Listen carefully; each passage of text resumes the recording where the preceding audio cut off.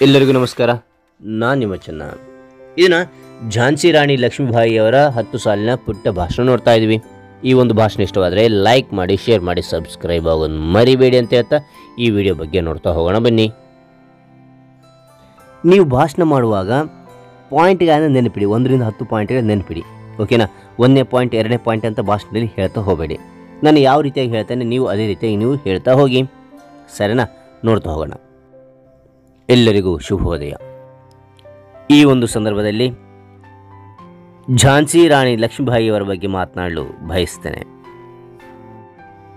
ಲಕ್ಷ್ಮೀಬಾಯಿ ಭಾರತೀಯ ವೀರ ಮಹಿಳೆ ಹಾಗೂ ಝಾನ್ಸಿ ರಾಣಿ ಲಕ್ಷ್ಮೀಬಾಯಿ ಎಂದೇ ಪ್ರಸಿದ್ಧ.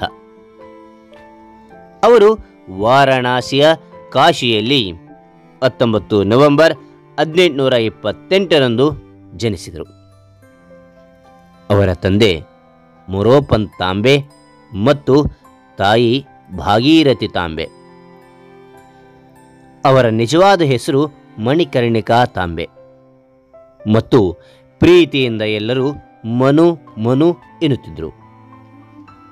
ಮನು ಸುಂದರ, ಬುದ್ಧಿವಂತ ಮತ್ತು ಯುದ್ಧಗಳ ನೈಪುಣ್ಯತೆ ಹೊಂದಿದರು. ಮನುವಿಗೆ 4 ವರ್ಷ ಇರುವಾಗ ತಾಯಿ ತೀರಿಕೊಂಡರು. ಝಾನ್ಸಿ ರಾಜ ಗಂಗಾಧರ್ ರಾವ್ ಮನುವನ್ನು ವಿವಾಹವಾದರು. ಲಕ್ಷ್ಮೀಬಾಯಿ 1851ರಲ್ಲಿ ಗಂಡು ಮಗುವಿಗೆ ಜನ್ಮ ನೀಡಿದರು. ಆದರೆ ಆ ಮಗು 1853ರಲ್ಲಿ ಮರಣ ಹೊಂದಿತ್ತು. ಹಾಗೂ ಕೆಲವು ದಿನಗಳ ನಂತರ ಪತಿ ಗಂಗಾಧರ್ ರಾವ್ ತೀರಿಕೊಂಡರು. ಬ್ರಿಟಿಷರ ಪ್ರಕಾರ ದತ್ತು ಮಕ್ಕಳಿಗೆ ಹಕ್ಕಿಲ್ಲ. ಆದರೆ ಲಕ್ಷ್ಮೀಬಾಯಿ ದತ್ತು ಸ್ವೀಕರಿಸಿದರು. ಕಾರಣ ಬ್ರಿಟಿಷರಿಗೂ ರಾಣಿಯ ನಡುವೆ ಯುದ್ಧ ಪ್ರಾರಂಭವಾಯಿತು.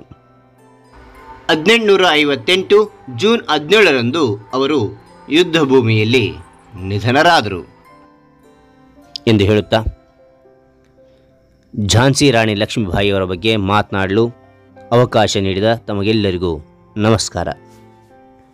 ಝಾನ್ಸಿ ರಾಣಿ ಲಕ್ಷ್ಮೀಬಾಯಿಗೆ ಜಯವಾಗಲಿ. ಝಾನ್ಸಿ ರಾಣಿ ಲಕ್ಷ್ಮೀಬಾಯಿಗೆ ಜಯವಾಗಲಿ. ಜೈ ಭಾರತಾಂಬೆ, ಜೈ ಕನ್ನಡಾಂಬೆ.